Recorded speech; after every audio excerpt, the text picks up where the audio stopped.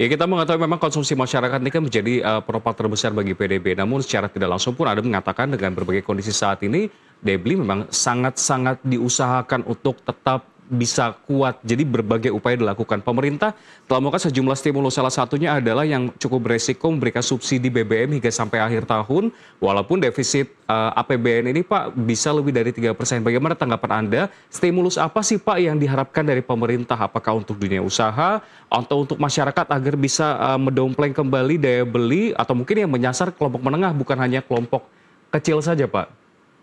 Tentunya gini, sebesar apapun stimulus, ya, kita berterima kasih stimulus yang diberikan oleh pemerintah sampai dengan akhir tahun ini. Ya mudah-mudahan bisa di akhir tahun bisa survive lagi gitu kan. Tetapi kan tidak cukup, daya beli masyarakat bisa berkurang. Dan tidak semua, coba kalau diberikan kepada dunia usaha, diberi stimulus juga. Kan stimulus harga bahan bakar itu tidak untuk industri, tapi untuk konsumsi masyarakat. Kan gitu loh.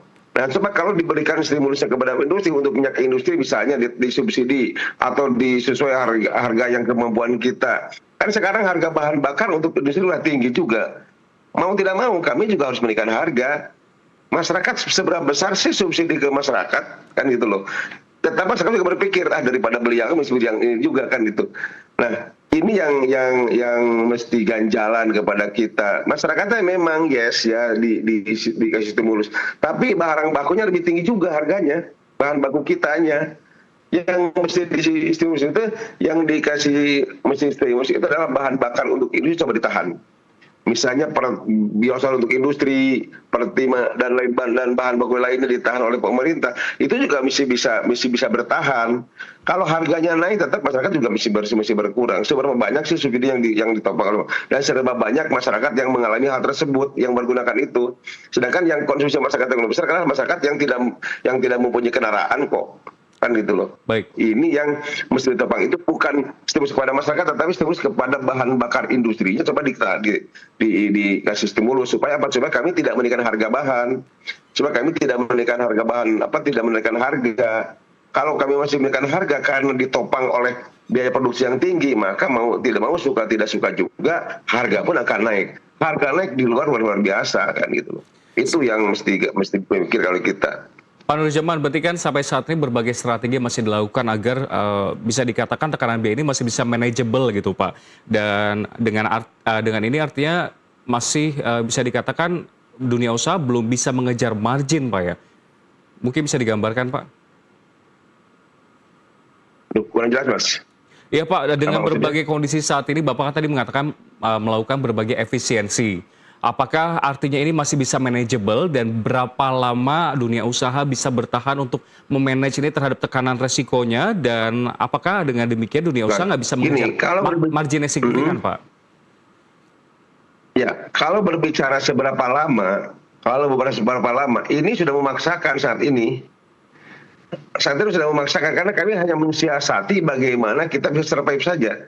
Yang tidak berpikir lagi bagaimana kita mencari margin yang lebih tinggi, itu kan kita berpikir bagaimana mempertahankan siapa tahu besok lusa bisa berjalan. Nah, kalau selama ini masih dihantam begini terus-terusan, kita juga tidak bisa menjamin bahwa perusahaan akan sustain terus kan. Kenapa? Itu dia.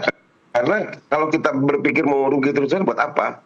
Nah, karena itu berharapan banyak itu bagaimana kebijakan pemerintah, bagaimana mempertahankan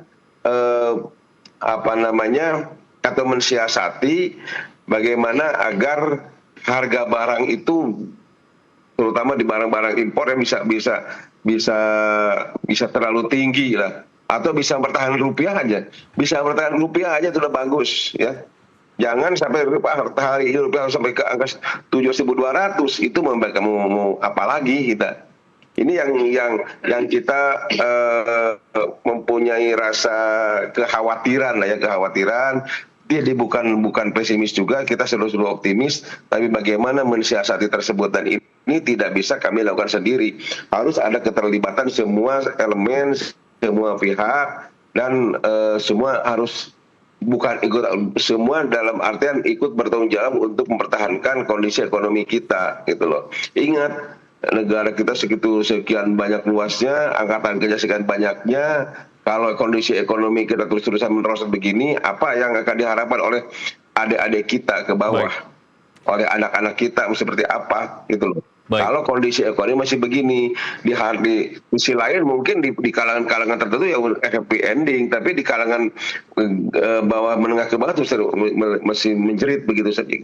Baik, Pak Nurjaman, ini menarik sekali Pak jawaban Anda, Gitu, Mas. karena kita memang menanti seperti apa nantinya bonus demografi dan juga mengejar Indonesia Emas 2045, dan tentunya terhambat dengan berbagai eskalasi saat ini sehingga kita butuh obat kuat, baik itu untuk daya beli ataupun juga untuk dunia usaha. Sekali lagi terima kasih telah bergabung bersama kami Pak Nurjaman, selaku Wakil Ketua Dewan Pimpinan Provinsi Apindo DKI Jakarta telah bergabung.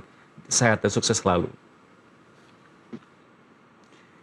Dan pemirsa, informasi tadi sekaligus menjadi penutup perjumpaan kita hari ini. Ekonomi bukan sekedar angka, tapi napas kehidupan kita semua, dari pasar tradisional hingga industri digital, dari rakyat kecil hingga kebijakan besar, semua saling terhubung. Saya Rian Antono, pamit undur diri, terima kasih dan sampai jumpa.